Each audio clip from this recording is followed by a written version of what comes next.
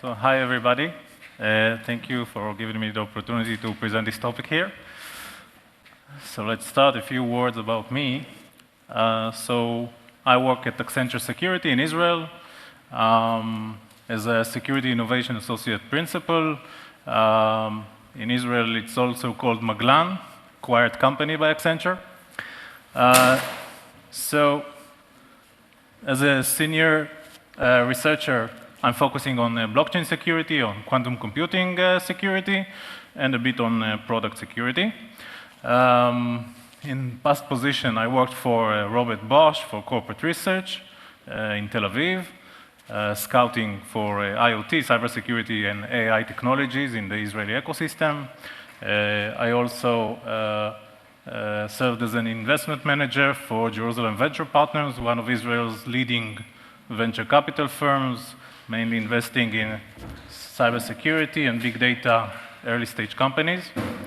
And I did my PhD and postdoc at Ben-Gurion University of the Negev in Beersheba, in Israel.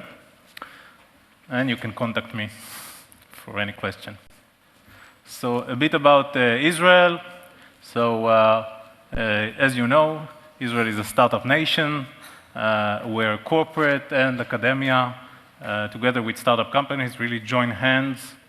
So here on the left, you will see, this is Beersheba, Ben-Gurion University.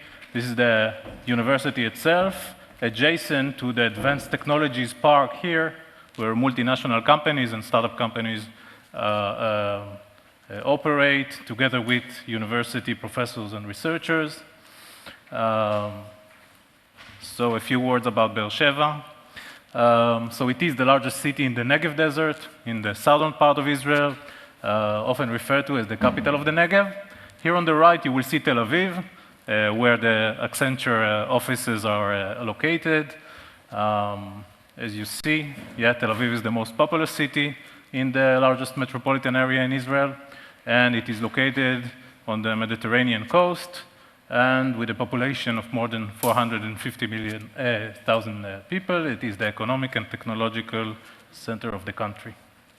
So today we'll talk about machine learning, adversarial examples. So we'll start with some machine learning and deep learning 101. Then we'll talk about some adversarial attack taxonomy. We'll carry on and talk about evasion attacks, a bit about defenses, and at the end, we'll talk about explainable AI that will really help us in our aims. So you must have heard of these three terms that people really use interchangeably in every discussion. So it's DL, deep learning, ML is machine learning, and AI, artificial intelligence. So if we want to really define these three concepts, then AI is the one that really holds the other two, unite them. So AI are all the techniques that really allow computers to mimic human behavior, and this includes, of course, standard imperative programs, some rule-based systems, planning and search algorithms, min-max. You might have heard of many more. So the middle group here is called machine learning, which talks about solving problems without explicit programming. Instead, we learn, we generalize from training data. And the smaller subset is deep learning, which talks about deep neural networks that are basing models that are trained on vast amounts of data, very big, very large amounts of data, with no manual feature engineering. So the deep learning has really witnessed some explosive growth in the past 10 years. As you can see, these are Google searches for deep learning, starting 2009. Very few, and until 2019 today, just an explosive amount of searches. The key milestones that we've seen over the past 30 years now So in 1986, the neural networks and backpropagation were studied and published. Over the years, until 2012, there was extensive academic research advances, and people were waiting for GPUs to really make it practical to use these algorithms that were developed.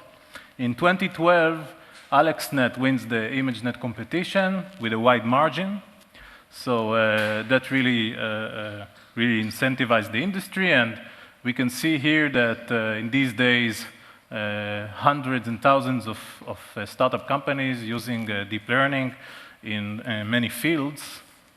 So if we'll give some use case examples, so we can see automatic speech recognition, image recognition, NLP, natural language processing, drug discovery, toxicology, some medical image analysis, bioinformatics, recommendation systems, customer relationship management, mobile advertising, financial fraud detection, and even in military, people use deep learning for robot training, and many more, of course.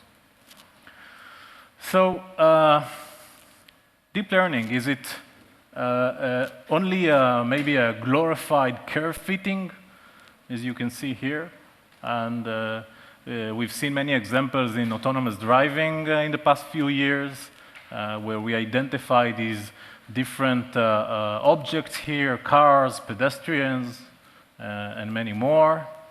And you can see a saying from Yehuda Pearl. He's the Turing Award recipient. So he said recently, all the impressive achievements of deep learning amount to just curve fitting. So that, of course, is not what he really believes, but that's a saying that is heard. So we know that deep learning models are very opaque. They are not transparent.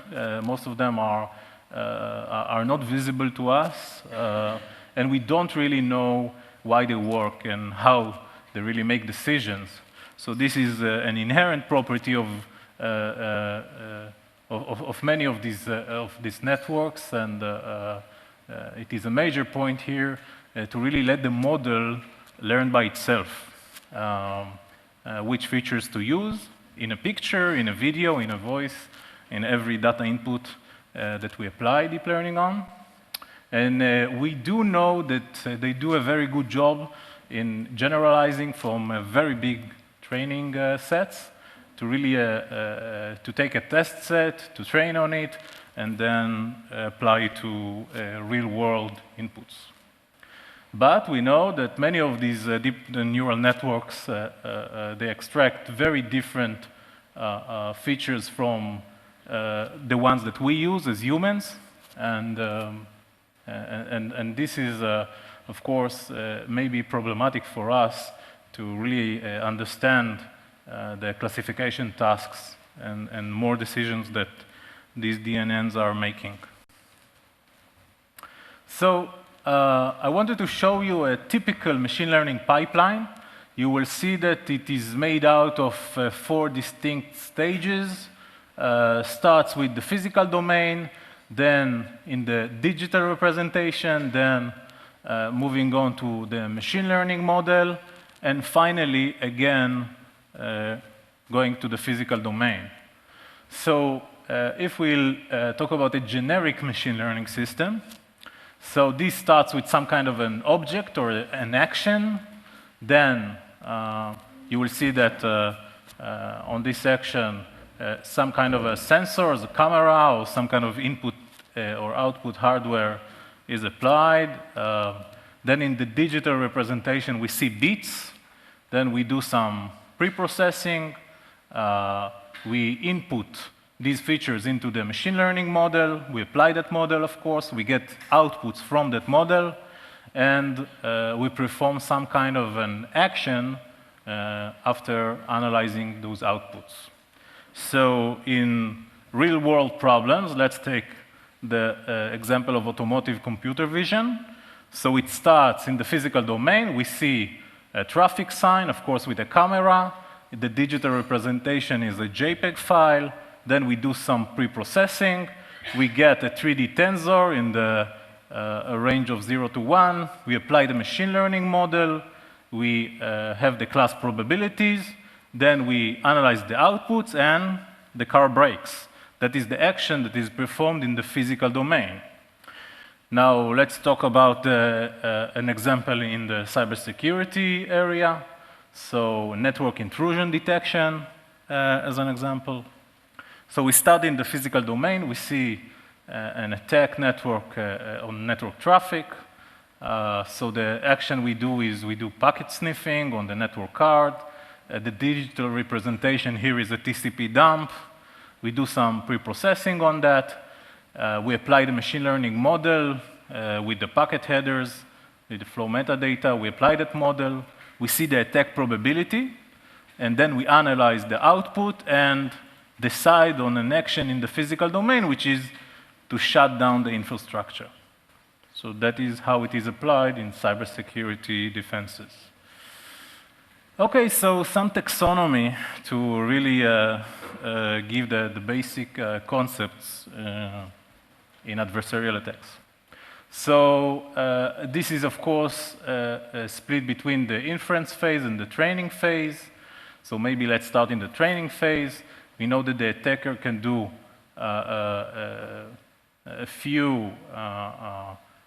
he has a few abilities. He can read. He can really read a partial or full data set. He can be able to really inject new training samples during that training phase. He can do some modification to existing training samples, and maybe he can even do some logic corruption to really modify the training process. Now that's in the training phase. We move on to the inference phase. This is the steady state, yes. So here we know that the attacker can generate physical inputs and record physical outputs. We know that he can have a black box access to the model itself, or he can enter inputs and see what are the outputs. He can really know the exact architecture of the model, and sometimes he can really see the parameters and have a full white box access to the trained model. So carrying on with the taxonomy, we know from security those three very popular concepts: CIA, confidentiality, integrity, and availability. In confidentiality, an attack could be to reconstruct the model, to do some membership test, and maybe to do partial data augmentation. In integrity, so we can do poisoning, inject or modify the training samples to alter the trained model behavior, and we could do evasion attacks. Now we will focus on these in the next slides. And in availability, you can really impact the quality, the performance, and even do a denial of service attack here. So let's focus on these two. So in the first one, this is a targeted evasion attack, where we create an adversarial example that is very close to the normal input, but it produces different output to the desired target class. In the non-targeted evasion attack, this is quite the same, but the attacker only desired an incorrect output regardless of the output class. He doesn't care if it's a cat or a mouse or a mongoose. Yeah. So let's get into a bit of mathematics here. So evasion attacks. We see that it is a set of techniques really to fool machine learning models into producing wrong outputs. Concretely, let's see a given model, let's say f, and an input x such that f of x equals c. C is the class. Now, to find a new input, x tag, such that the norm of x minus x tag is very small, but f of x tag does not equal c, meaning it will give the wrong class. Now, in machine learning models, we know that they assume training data and the production inputs. They are generated from the same distribution, the probably approximately correct model. But we know that in real life, it's not really how it works. And breaking these assumptions really allows a malicious adversary to take the higher ground and take advantage of that fact and beat the model. Here on the right, we will see that this is the task decision boundary here on the dashed line, but the model decision boundary is a bit different. It's a solid black line. So you see that it's mostly the same, but there are these adversarial examples here that if an attacker will apply these on the model, so he will get in result different classes, meaning he was successful in his adversarial attack. So let's see some examples on evasion attacks. So this is a very basic evasion attack. This was introduced by Goodfellow in ICLR in 2015. Here on the left, we can see a panda. This is a picture of a panda with 57.7% confidence. Now, adding quite a small amount, you see this is a very small amplitude, 0.007, with the right sign, and this is the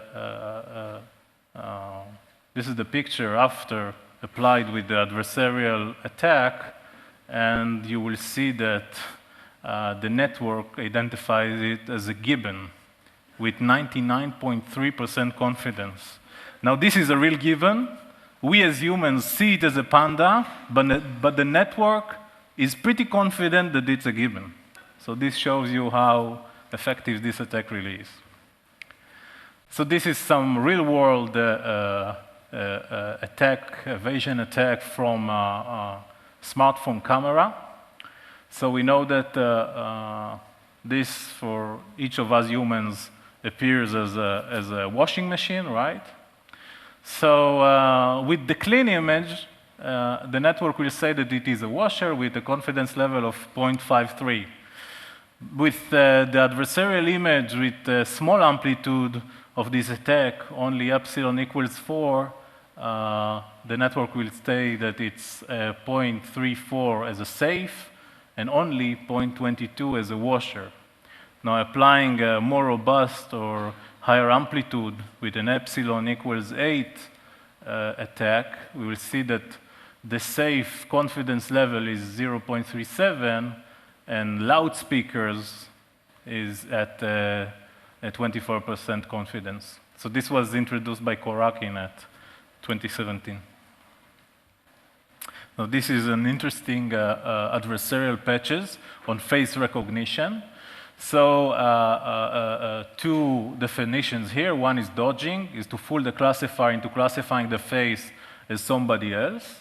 And impersonation is to fool the classifier to classifying the face as a predetermined target face, let's say Mila Jovovich. So you will see that applying these kind of glasses on top of the real image of these persons really allows to do dodging here, impersonation here, and here again, some impersonation and more impersonation here. So this was introduced by Sharif at 2016. So very interesting and relevant for autonomous driving, of course, is doing these adversarial patches on traffic sign detection neural networks. So this attack really is about putting these kind of stickers on top of the traffic signs. And this will cause the detector to really misclassify it. Instead of a stop sign, it will say it is a speed limit of 45.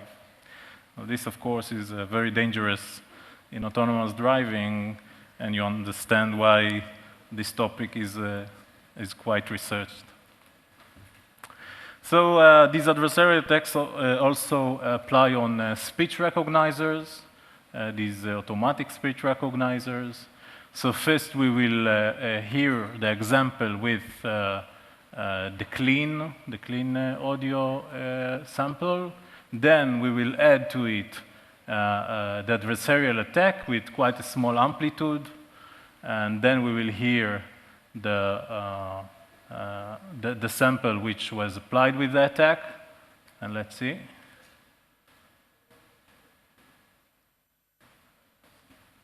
Sorry.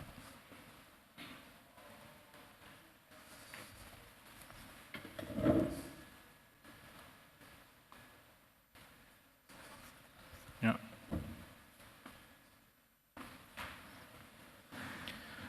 So I'll say, until this is resolved, that what we'll hear first is that the sound will be without the data set, the article is useless, and the neural network will identify this text very accurately. And then we as humans will hear it quite the same, but with a very low level of noise in the background. We will identify it with our human ears, but the neural network will identify it as, OK, Google, browse to evil.com. So let's try it. OK, so similar attacks, evasion attacks, were performed for really misleading the NLP models. So here in this example, you will see this is the original text. You will see the text is, this movie has terrible acting, terrible plot, and terrible choice of actors. And the text prediction is that it is negative. And the confidence level is 78%. Now, only applying an adversarial text with some change of specific words, here to change from terrible to horrific, and terrible to horrifying, and instead of the one part I considered, replaced it with the one part I regarded, and changing kids to youngsters. So this will really fool the network to saying that the prediction here is positive with a confidence level of 59.8%. So we understand that this, of course, works if the attacker knows the text and now only change specific words. And very similarly here, you will see this is trying to understand what the original text means. Here, there's a runner wearing purple stripes for finishing to the finish line. And the hypothesis is that the runner wants to head for the finish line. So the prediction is entailment with confidence of 86%.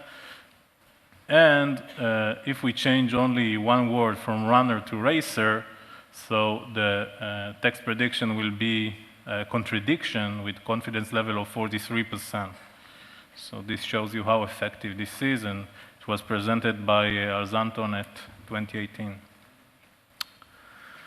So if we want to take these examples and apply it to cybersecurity or to some kind of machine learning-based malware detectors, so it was presented by Rosenberg in 2017, and a full automatic end-to-end attack. They used these adversarial example generation techniques to manipulate the binary, the malicious binary, so that the functionality is really preserved, but it is no longer detected as malicious. And how they did it was they evaluated and found that it was very effective against these detectors to examine the API call sequences and to really see the occurrence of these printable strings that were found in the binary. So let's be a bit more technical on evasion attacks. So the first method, if you recall the panda example, so the algorithm that was applied there is called fast gradient sign method. So the concept here is to make a single step in the direction of the gradient of the loss function with an amplitude which is equal to the perturbation budget. And the intuition here is really to have a maximum increase of the loss, really to make the model do a mistake. So the math here is, this is the formula for the X adversarial, which is equals to the X, which is the input, the clean image, plus epsilon, which is the maximum allowed perturbation size, multiplied by the sign of this gradient of the classification loss function, which is a function of the real clean input, and the y true, which is the true label for the input X. So this, as you see, this is the L2 Hilbert space, this is the L2 ball So in a basic iterative method, this is BIM, and the projected gradient descent, PGD. The concept here is that in PGD, you start from this random place here, random perturbation, in this L in the power of P ball around this sample. And in BIM, you start from the original sample itself. Now, in the second step, you take the gradient step. You see, from here or from here, if you start from the sample itself, and then you take it in the direction of the greatest loss. Now, in step 3, you project that perturbation back into the L in the power of P ball, if it is necessary. Then, in the fourth step, you repeat 2 and 3 until you get into a convergence, where here you will see in the second try here, it got into a place with the highest loss, and then it stops, of course. And the intuition here, of course, is to make a number of smaller steps when recalculating the direction each time. So you can really get to the maximum, the high loss. And this is, of course, in real life, you do it with the best use of your perturbation budget. So you limit the number of steps. Now, a very famous and effective attack was introduced by Carlini and Wagner. So the concept here is really to formulate the goal of finding the adversarial example as an easily solvable optimization problem. So we'll give some details on this formulation. So the adversarial example, this is x tag for an original x. This is the sample, should satisfy that d of x and x tag is smaller than epsilon, and that f of x tag equals t, where d is the distance metric and f is the classifier, where t is the target class. So here what we want is to find that x tag, which use standard optimization methods like gradient descent, which is difficult because the function f, the classifier, is very complex and non-convex. Now, the solution from Carlini and Wagner was to really devise equivalent function which they call Q, which is easily optimizable, such that f of x tag equals t, which is equivalent to x of q tag smaller or equal to 0. Now, that attack, I will tell you, is actually a framework. It really allows crafting these adaptive attacks. And that really allows you to take account these adversarial defenses or detectors as part of this optimization function, and then it can really allow us to generate the adversarial examples and bypass them.